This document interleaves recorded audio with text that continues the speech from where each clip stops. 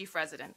He completed fellowship in infectious disease and geographic medicine at Tufts New England Medical Center, and then he continued on to receive an MPH from the Harvard University School of Public Health. His career has included developing a research institute and training programs focused on bioethics, professional and policy issues, and founding the AMA Center for Patient Safety. His research has focused on novel uses of survey data to inform and improve the practical management of ethical issues in healthcare and public policy.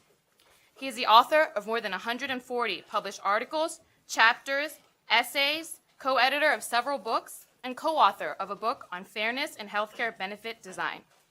Dr. Wynia is a past president of the American Society of Bioethics and Humanities and has chaired the Ethics Forum of the American Public Health Association and the Ethics Committee of the Society for General Internal Medicine.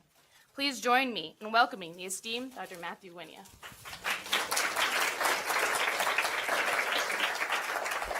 Thank you so much. I am definitely going to have to write a shorter version of that, but I really appreciate it. It's a real honor to be here today and to give this particular lecture. Before I get started, have a couple of sort of preambles. One of which is this lecture grows out of a project that I did while I was at the American Medical Association almost 10 years ago, I want to say, when the United States Holocaust Memorial Museum in Washington, D.C. was putting together the Deadly Medicine exhibit. And if you haven't seen it, whenever it comes, you should go. They called me because I was running the AMA Institute for Ethics at the time and said, would you be willing to come to DC and look at the exhibit on storyboards and give feedback? And I went, I saw it on storyboards. I suggested that they should have the entire AMA Council on Ethical and Judicial Affairs, which is the group that writes the Code of Medical Ethics, to come and see it on storyboards as well, and to talk about how the medical profession might be able to assimilate this information. And they did have the council come to see it, and we developed a program which, with Dr. Patricia Haberer, who at that time was the senior historian for medical crimes at the Holocaust Museum in Washington. So she and I did a shared version of this lecture at 30 or 40 medical schools around the country and some in other countries. And sadly, Patricia's not with me today because her part of this is to be a historian. I'm not an historian, as you just heard. I'm a physician. I practice infectious diseases, and I do a lot of work in bioethics and health policy. So I owe a great deal in this talk to Patricia and her expertise and the expertise of others at the museum who helped to sort of put this together. My other quick disclaimers are you may see some stuff referring to the AMA, and I just mentioned that. I don't work at the AMA anymore. I don't have any contractual relationship other than being a member of the AMA. You all should be members of the AMA too, I hope. But this is not an AMA talk anymore. It used to be an AMA talk. So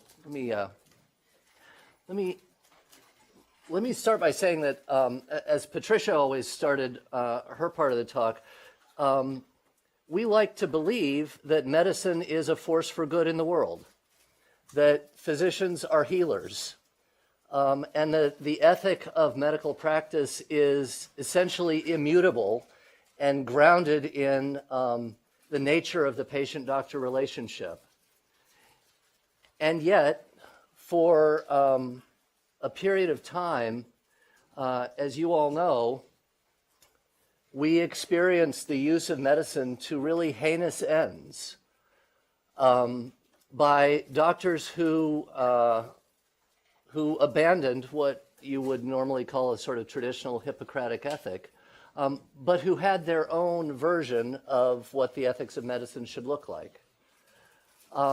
So this talk is about the path from a leading scientific community to a community of people who murdered, maimed, and tortured literally millions of people.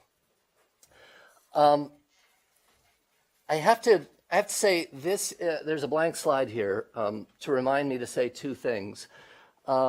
I give a lot of talks on controversial issues.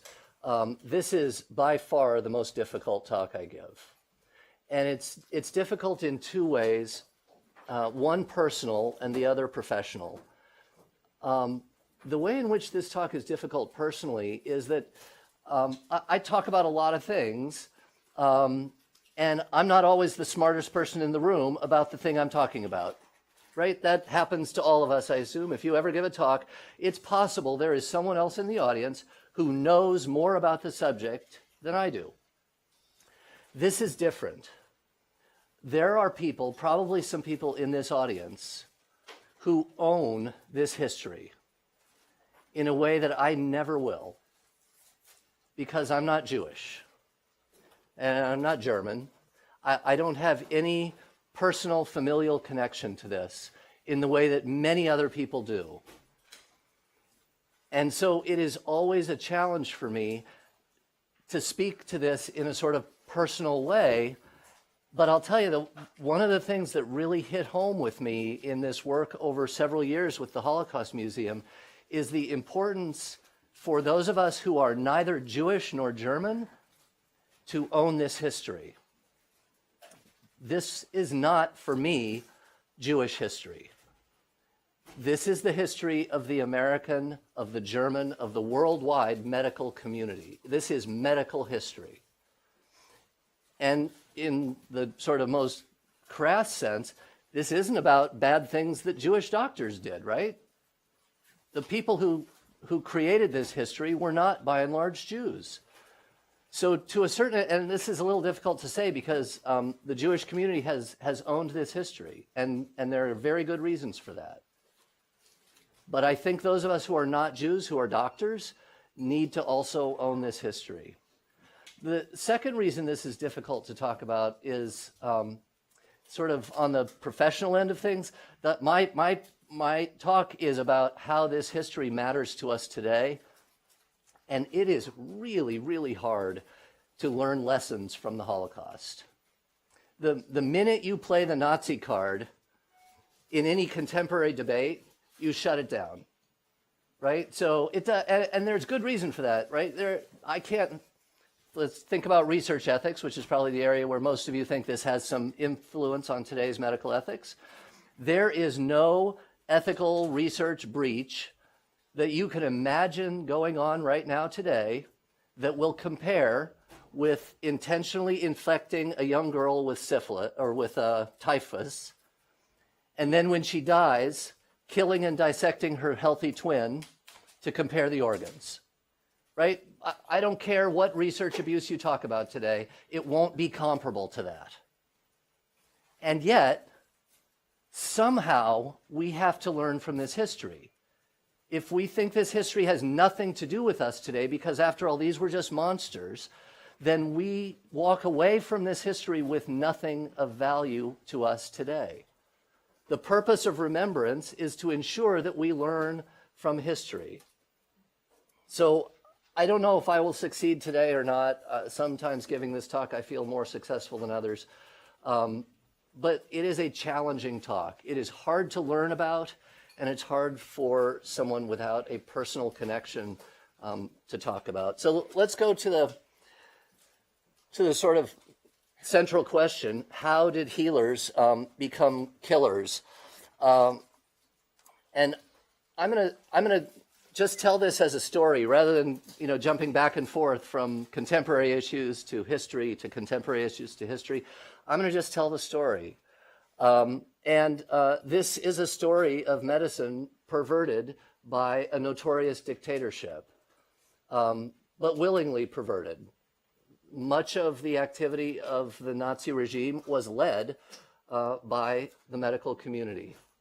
So we're going to talk about eugenics. We're going to talk a little about the compulsory sterilization program, the child program, the T4 program, and then I'm going to step back a little bit and talk about the German medical community as a whole, and wrap up with some thoughts on how this history affects essentially every aspect of modern bioethics and the ethics of medicine and public health, genomics. You can't name a topic today that is not influenced, our thinking is not influenced by this history. This history goes back a long way, right? This is from Plato, who talked about eugenics without using that term invented by Francis Galton much later. But Plato very explicitly talked about the basic ideals of eugenics. And the basic idea of eugenics is if you can breed a better dog and you can breed a better horse, then you can breed a better human race. That we as a species are just like other species, and we can, as a whole, be genetically, or as a group, better or worse over time. So this was in a chapter talking about preserving the purity of the ruling classes through intentionally killing off babies who were born and were not suitable to continue into being a member of the ruling class. The basic principles of eugenics are twofold. One, and incidentally, you will recognize these as similar to, in some ways, positive and negative public health approaches, right? So there's positive eugenics, which is defining who is valuable in society and supporting them, helping them to live healthy lifestyles, encouraging them to reproduce. Negative eugenics is defining people who are not valuable to society and preventing them from reproducing, discouraging them from intermarrying, and diverting resources from those who are unworthy to those who are worthy. This is Francis Galton on the right and Charles Darwin, of course, on the left. And the point to be made here is that this was thought of in both an individual way and at a population level, right? So social Darwinism was the application of eugenic principles at the population level. So not just taking individuals, but trying to create this better human race. And this is not a uniquely German movement. As I'm sure many of you know, does anyone recognize the name Pearson? The Pearson chi-square test? So Pearson wrote about this in the late 1800s, early 1900s, and I'll just point out that, whoops, sorry. I'll just point out, I'm not sure where the pointer is on this. Is that it? Doesn't matter. I'll just do this. A stick? Oh, perfect. That's what I need is a stick. Nice. This is, okay. I'm ready to teach now. So he spoke specifically about the struggle of race within race, and this is the piece that just really floored me. This is, not German. He's English, and it's 40 years before the war. And he's talking about the success of the Aryan race, and this was, again, not unique to either Germany nor to England. This was the first International Eugenics Congress held in London in 1912. You will recognize many of these names. Many of these names, right? These were the leading lights of medicine from around the world. Osler, Plotz and Rudin, both of whom would go on to be infamous Nazis. And these were on the agenda. Eugenic education, sterilization, segregation, euthanasia. We should put that in scare quotes. I'll say more about that later. This is Dr. Punnett. Recognize that name? Punnett Squares? Yeah, so Dr. Punnett, who said of all the different presumably genetically linked conditions that they felt they had the opportunity to eliminate, the one they had the greatest opportunity to eliminate is congenital feeble-mindedness, a term which has no meaning today, but in that era encompassed people who had a variety of cognitive deficits, and also, as we'll come to learn in a moment, many people who were socially undesirable. So women who had babies out of wedlock, prostitutes, gypsies, the Roma and Sinti were placed largely into this category in Germany.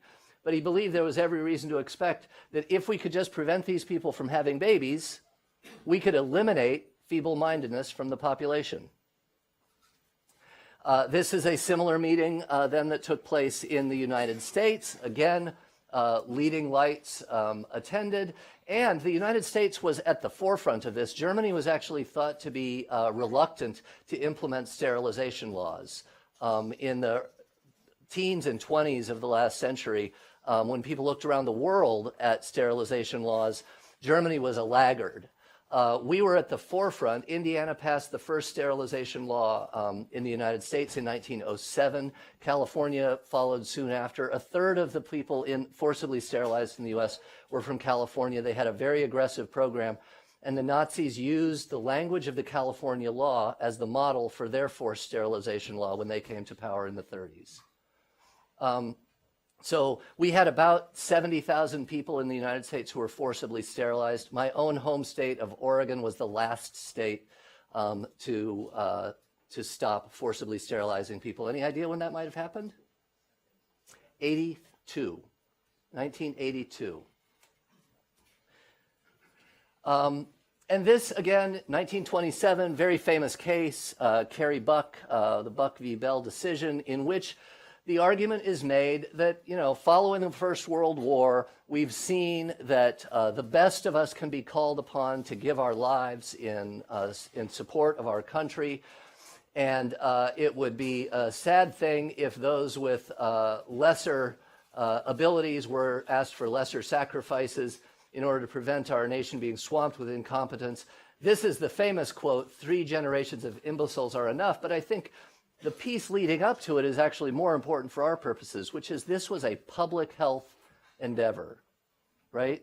This was the same principle that supports compulsory vaccination, can support compulsory sterilization to protect the health of the broader public. And this language of the best of us give our lives and the remainder are sapping the resources of the community, very similar to the language adopted then by the Nazis. This is the law passed by the Nazis within weeks of their coming to power in the early 30s, and it allowed forcible sterilization of people with schizophrenia, manic depressive disorder, epilepsy, and so on. The hereditary feeble-mindedness category was by far the largest category used. They kept good records on this. About 400,000 people were sterilized in Germany in just a period of about 5 years under this program. And that's not including people sterilized in the camps and in experimentation about sterilization, right? So there's all of that as well. But these were people who were brought to what were called hereditary health courts. These were courts that were set up in a parallel system to the German legal system. The difference in part was that there were 3 judges, 2 of whom had to be medical personnel and 1 of whom was a jurist. They would get someone who would be referred to them from a variety of sources. They would sit together without the patient, but just looking at the referral records and decide whether that person needed to be sterilized or not. If they were sent for sterilization, they had 4 weeks to appeal the verdict. If they lost that appeal, there were 2 weeks in which they had to have the sterilization done. If they didn't get the sterilization done, the police were empowered to come to their house, pick them up, and take them to the local hospital to have the sterilization performed forcibly. An American journalist and also a famous eugenicist in the U.S. visited Germany in 1939 and said that the Nazis were doing what the Americans had been trying to do, but much more aggressively and effectively and in a humane, scientific way. Incidentally, this is a poster that the Germans used. It says, "We are not alone," and it lists a variety of the other countries around the world that were forcibly sterilizing people for purposes of eugenics. It is actually not all that far to go from forcible sterilization to saying, look, some kids are born and are so horribly deformed or horribly, it's obvious at the time of birth they are only going to be a drain upon the state. They're never going to be able to make a contribution. And why should we continue pouring resources into these? And there are a number of posters, I'll show you a couple in a minute, that sort of illustrate this line of thought. But in 1939, Hitler essentially in a letter, authorized the creation of a program in which it was required that doctors, nurses, midwives report any child who was born with severe congenital anomalies or malformations of the following types. The parents of these children were typically deceived, although in fairness, the first parent was not. The first time this happened was a parent who called and said, I want to put my child to rest. He's suffering. In any event, by and large, the parents were deceived. The children were brought to special so-called treatment centers. The parents believed this was a special treatment center for children with these conditions. They uniformly were killed within typically hours or a day of arrival, often by injections of some kind of toxic chemical, usually phenol. And then the deaths were recorded as pneumonia, and brain samples were taken for research. I'll put research in quotes, but this was important because it allowed the health professionals involved to believe that they were also doing science here, that this wasn't purely a social program. This was a public health program because it was helping to cleanse the community of useless eaters, right? And brain samples were being taken to do science on these kids. Within a year or so, they expand from under 3 years old to up to 17 years old. But it is notable that this all starts with children. The next piece of this is what would become known as the T4 euthanasia program, or Action T4. That name was not used at the time it was being carried out, but it's named for Tiergartenstrasse, the street on which the sort of administrative offices were located for this program. Victor Brock, who was one of the leaders of this program, not a physician, but famously said, the needle belongs in the hand of the doctor. This was an expanded program beyond children to, and incidentally, about 5,000 children were killed over the course of the war in the child so-called euthanasia program. Which, by the way, just to be clear, this is not euthanasia, right? In any meaningful common contemporary sense of the word. These were children who were murdered without consent, not because their parents asked, not because they asked. It was a child murder program. And similarly, this was a program to murder mentally and physically disabled people, not children anymore, but to empty out the rooms of insane asylums and chronic care hospitals, which were seen as spending a lot of resources. Remember, we're in the war now. We're leading up to the war, so they're spending a lot of resources. They would say 60,000 Reichsmarks a year to take care of this person who's contributing nothing. And so the argument was made that those people, like these babies and infants and children, should also be euthanized, again, in scare quotes. There were 7 such facilities set up around the country. They sent out a survey to all of the acute or chronic care hospitals and insane asylums. The survey looked very bureaucratic. You wouldn't have known what it was for, except for the fact that it asked for things like the race of the patient. And many people in these hospitals say that they believe that the survey was looking for people who could be put to work in camps. And so they actually overstated the extent of their disability because they felt that would protect the patients from being sent to work in camps. That had deadly consequences, of course, because what they were looking for were people who had no hope of rehabilitation, who would then be shipped to these special treatment centers. That's what they were called, special treatment centers. At the special treatment centers, they would be gassed in specially designed gas chambers. They would have their dental gold removed, and they would be cremated in a specially designed crematory oven. And if that sounds familiar to you, it should, because the technologies that were developed in the T4 program were later exported to the programs in the concentration camps in the attempt to exterminate the Jewish population of Europe. This program was a secret program, but it soon became an open secret. The people in the towns had the acrid smell of human flesh being burned.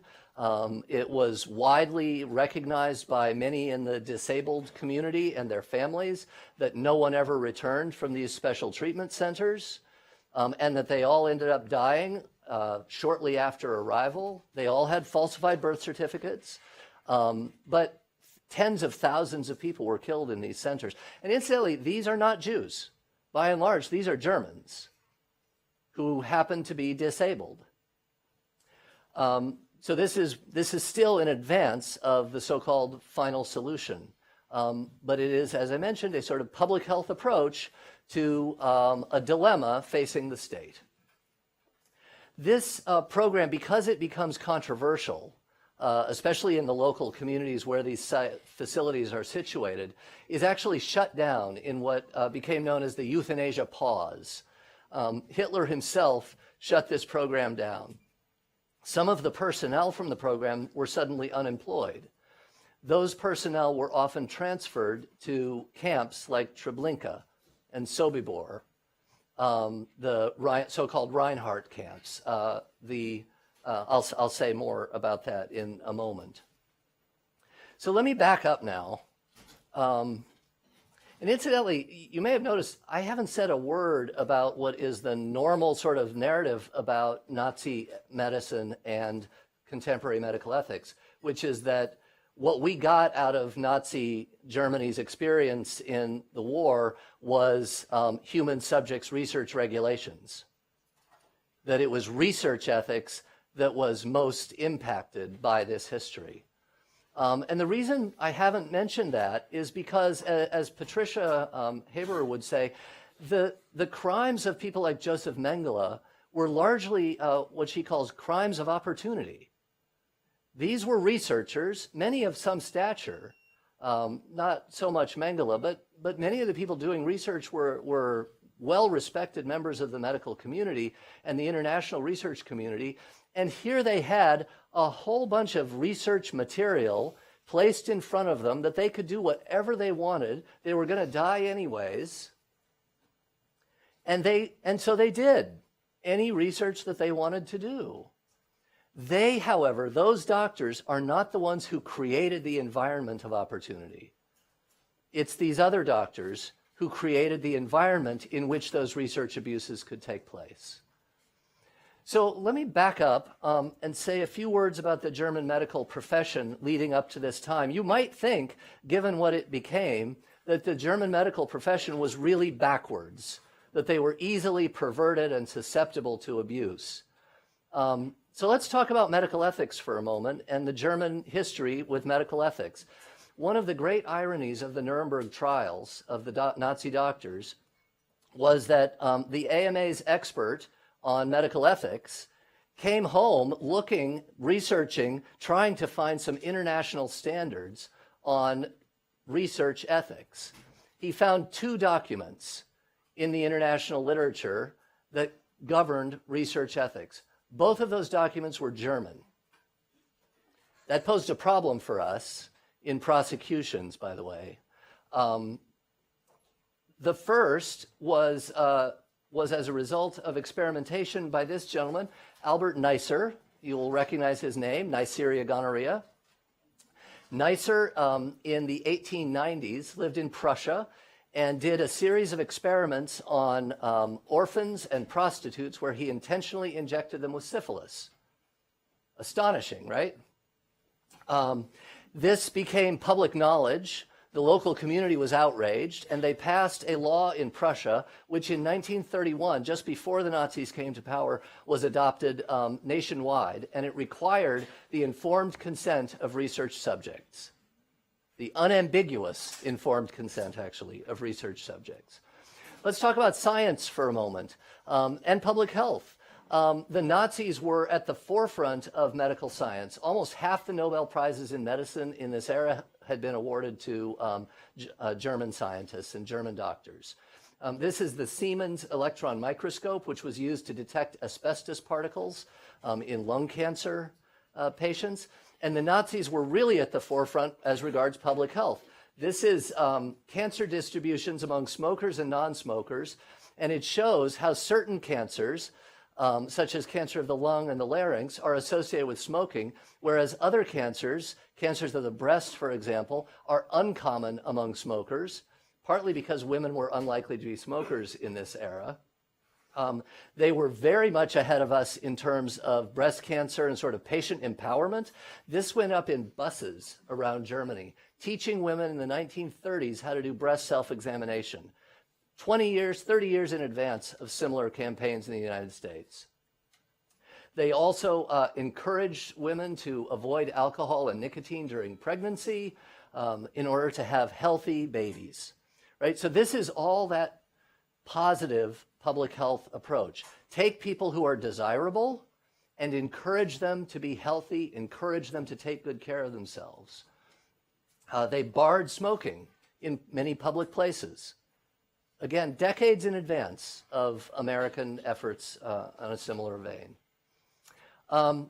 They also had this sort of genetics thing down, or they thought they did, right? They were by this time very much in the forefront of the eugenics movement, and so in the 30s, they were requiring marriage counseling on a genetic basis. The doctor would be the one, you would have to come in and get counseled, and you know, if you looked like a good match, you leave the happy couple. If the doctor says, no, I'm sorry, you leave dejected, you can't get married. Oops. This says you are bearing the genetic load or sharing the genetic load, and this is the one I mentioned earlier. The point about this piece is it's in a high school biology textbook, but it says nothing about biology, right? This is not about biology anymore. This is about social spending. This is about a public policy issue cast as a biology issue. And I think this next slide, I'm going to go to my notes for a moment here because I want to get this right. I used to be able to do this without putting those on, but not anymore.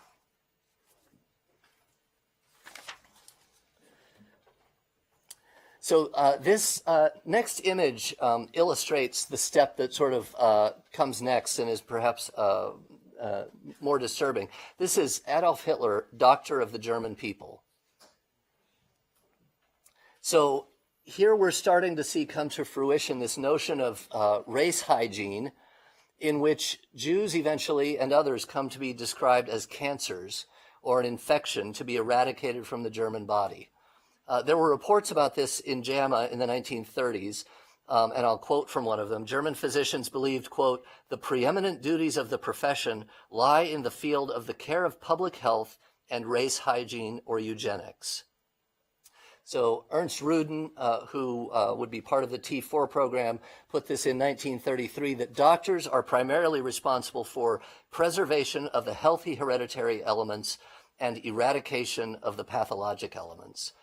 So I asked at the outset, how did healers become killers? And one answer is that they transformed into a group in pursuit of national goals rather than protectors of their patients. These were perverted, racist national goals, to be sure, but they were cloaked in science and public health, and doctors endorsed them with very little dissent. In short order, about half of doctors in Germany became Nazis, which is more than most other professions. The one other profession I've been told that actually had a higher proportion membership in the Nazi Party was teachers. There are a lot of reasons why a lot of doctors in Germany at this time became involved in this work.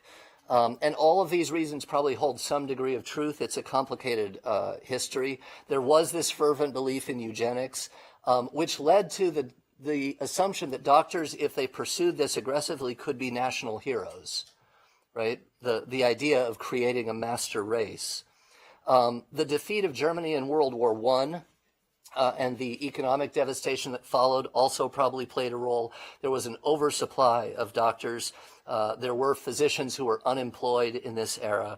And let's not forget, there were Jewish doctors who were competing for limited jobs. The other thing I want to mention here, though, is the takeover of the independent German medical associations by the state. So the German Commissar of Physicians, a man named Gerhard Wagner, in May of 1933, so very early in the Nazi era, orders the dismissal of all Jewish physicians from committees and boards of the two major medical societies in the country. And this was done, he said, with the advancement of German medicine in mind.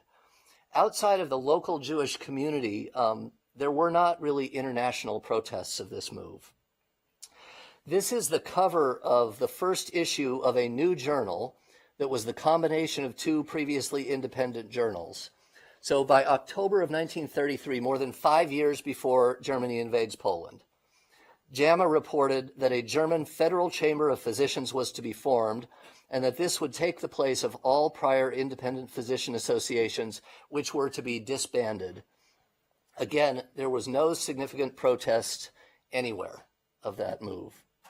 In the summer of 1933, JAMA also reported on the forced German sterilization program, which required physicians to turn in patients considered to be carriers of things like congenital weak-mindedness.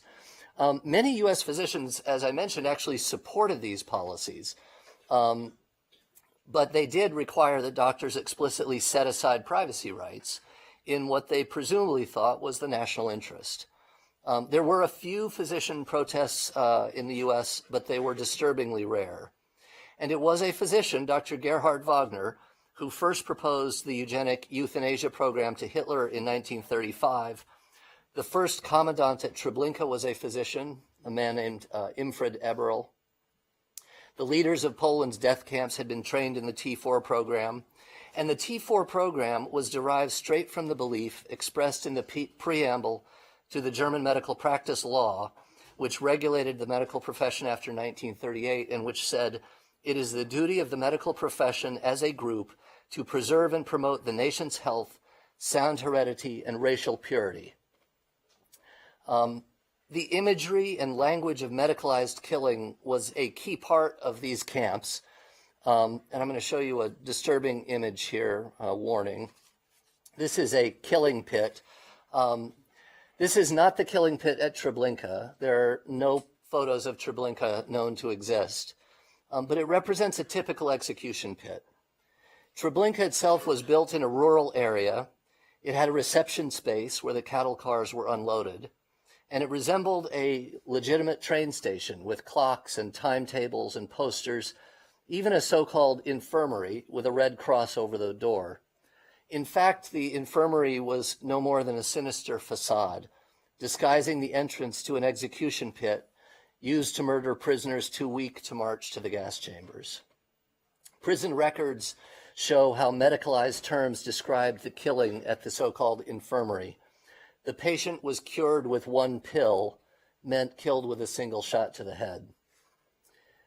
From physician participation at this level, it's actually not hard to see medical personnel administering the final solution of mass death by gassing at other extermination centers. The quintessential image of health professional involvement is that of ramp duty at Auschwitz. Medical personnel, including physicians, dentists, pharmacists, all were assigned ramp duty on rotation, during which their job was to select those who would go straight to the gas chambers and those healthy enough for forced labor or other cruelties. And of course, because the gas was dangerous, physicians had to supervise the administration of Zyklon B in the gas chambers. There is no record of any physician being punished for refusing to perform ramp duty or refusing any other duty at the concentration camps, but very few refused. Dr. Hans Munch is a notable example or exception. It's become common to say that the Nazis viewed Jews as animals or subhuman. These next images are perhaps the most disturbing I'm going to show you, and they're not pictures of people, they are cartoons. You may be surprised to hear one of the first proclamations of the Third Reich was to bar vivisection. This poster reads Heil Göring and vivisection forbidden, and it has the lab animals of Germany saluting Hermann Göring, because in August of 1933, he announced an end to the unbearable and torture and suffering in animal experiments, and threaten to commit to a concentration camp those who still think they can treat animals as inanimate property. So given the subsequent treatment of Jewish people and other groups by the Nazis, one might wonder, what were Jews that they could be considered even less worthy of respect than lab animals? And here's the answer. Here, the scientific gaze of the microscope looks down onto the petri dish of society, completing the biological state metaphor. Here, people have become pathogens. The title reads Infectious Germs, and under the microscope are symbols for Jews, communists, and homosexuals. So let me return now to the present day and to the obligations of remembrance. Here you see a curator at the Holocaust Museum in Washington preserving memories, in this case, shoes, in an exhibit that brings the reality of genocide closer to the viewers, most of whom, like me, have no direct familial connection to these events.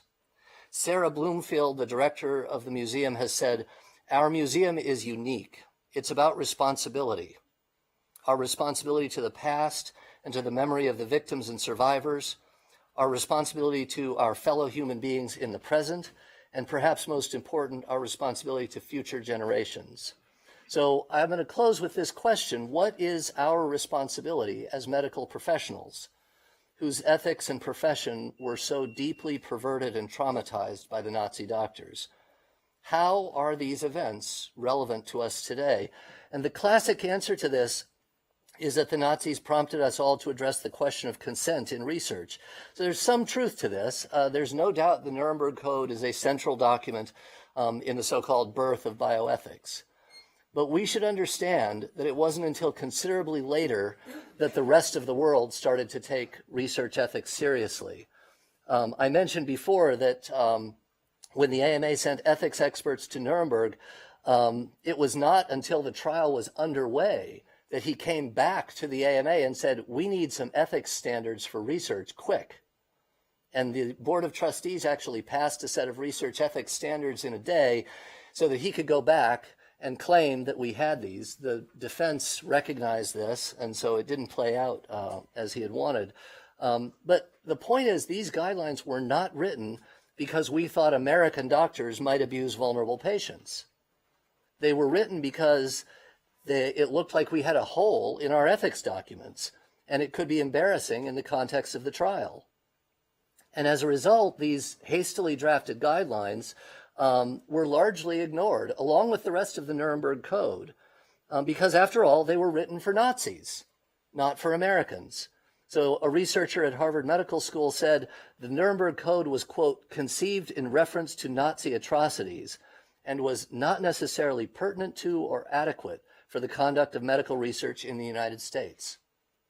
Another said the interpretation of these codes was that they were necessary for barbarians, but not for fine, upstanding people.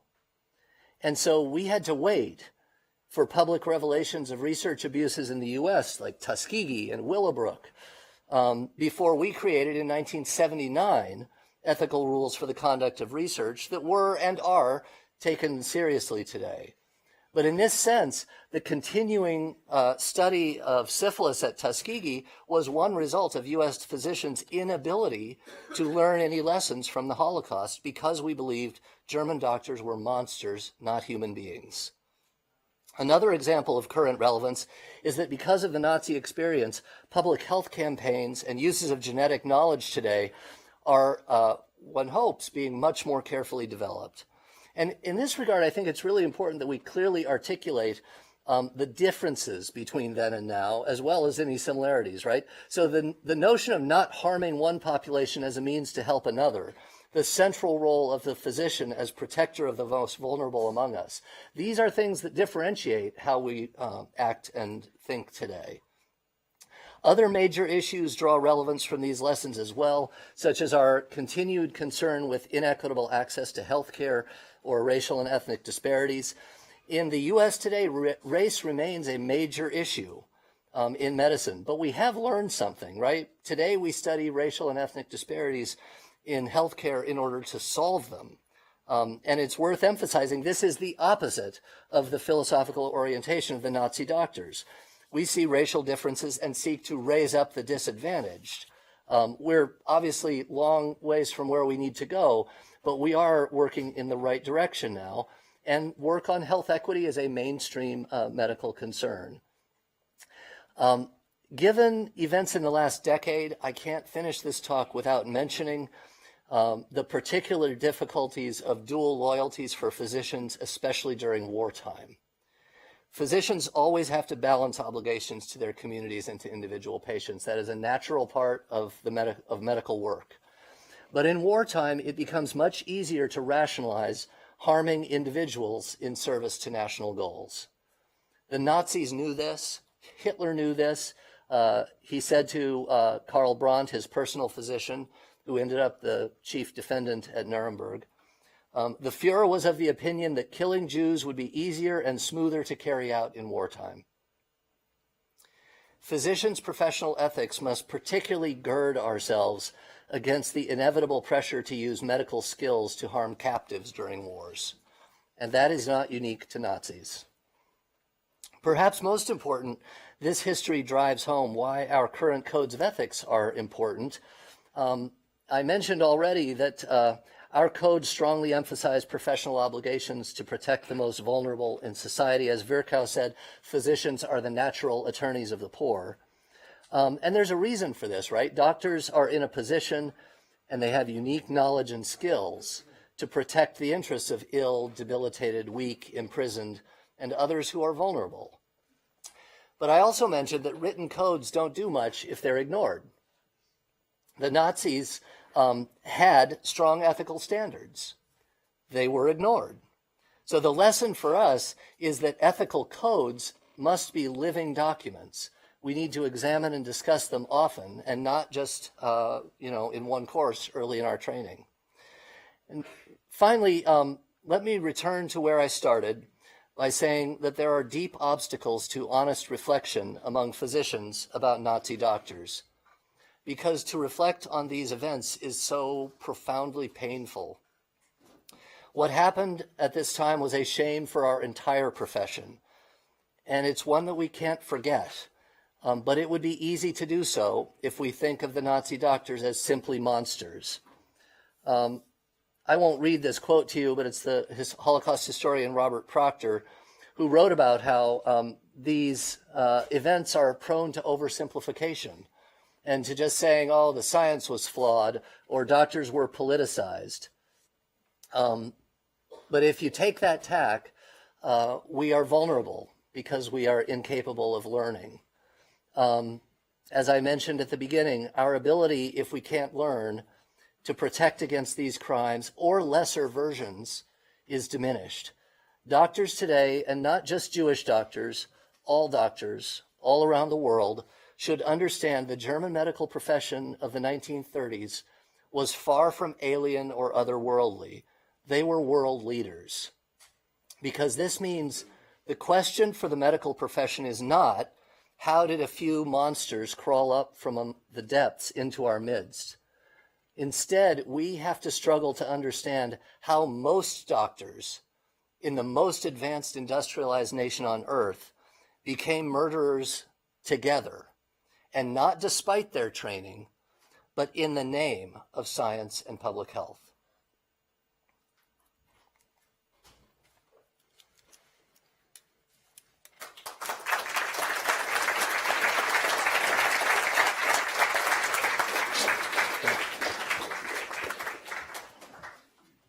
Wow. Thank you, Dr. Wynia. We have a few minutes for some questions from the audience. Marilyn? So it seems like we really haven't learned that much if we sort of look at Syria and what's going on in Syria that's actually in part engineered by a family of ophthalmology, another set of physicians. And so I want to ask you what you think we can do to implement what we've learned or what we haven't learned on a very large level, because it's not just Syria, right? We can look at Sudan. And we haven't really gotten too far from where we were. You know, so the question, if you couldn't hear, is have we really learned much at all? If you look around the world today at the Sudan, at Syria, at the fact that Bashar al-Assad, the president of Syria, is a British-trained ophthalmologist. And sadly, there was a commentary about this a decade or more ago in the New England Journal of Medicine pointing out the remarkable number of physicians who end up involved in extremist violence and in leadership positions in extremist movements. It's not just Assad.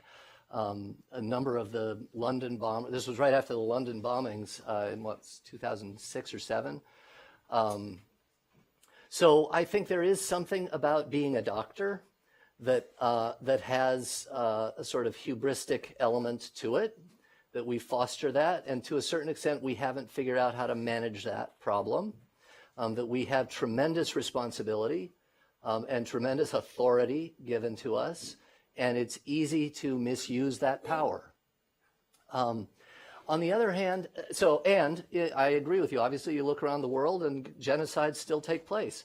I think one of the things we need to do is try and figure out how to connect this particular genocide, which has a unique confluence of science, public health, social policy. It arose at a particular time in a particular place with a particular set of, factors driving it that are unique and different, right, from others. The roles of physicians and the public health community in the attempted genocide of European Jewry is much more pervasive than that of physicians in Syria right now, many of whom can't practice and are being bombed.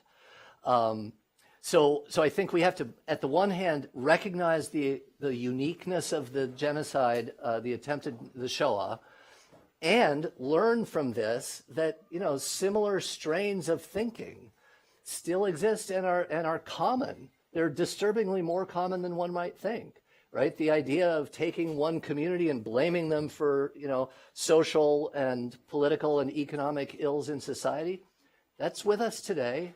It's probably part of the human condition. So how do we recognize that as part of the human condition, respond to it when it arises in an effective way? So we really need to extricate every possible iota of racism that exists within our epigenetic makeup. It's not the eugenetic, but it's rather the epigenetic. This was a very emotional, moving discussion that you gave us, and it was erudite and scholarly. And Matt, I'm just so grateful that you were able to come here today, and I hope begin further discussion about the effects that racism and our responsibilities as physicians have as it relates to the lessons of the Nazis. I also want to thank our committee on bioethics, Dr. Goodman, and his group, who we had the pleasure of having at our home last night, and so all the bioethicists together with Matt. And I want to recognize some of the interesting and movers of Holocaust education that are here in the city and at the University of Miami, Dr. Miriam Klein-Kassoff, and others who are with you today. So I hope that this will be just the beginning of our understanding and discussion of this extremely important topic. And thank you for coming to Grand Rounds. Thank you so much. I'm for Columbus. Thanks, man. Yeah, thank you. Catch up. See you in a bit, I think.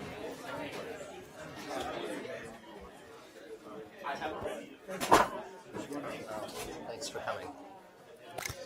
Thank you. Thank you very much.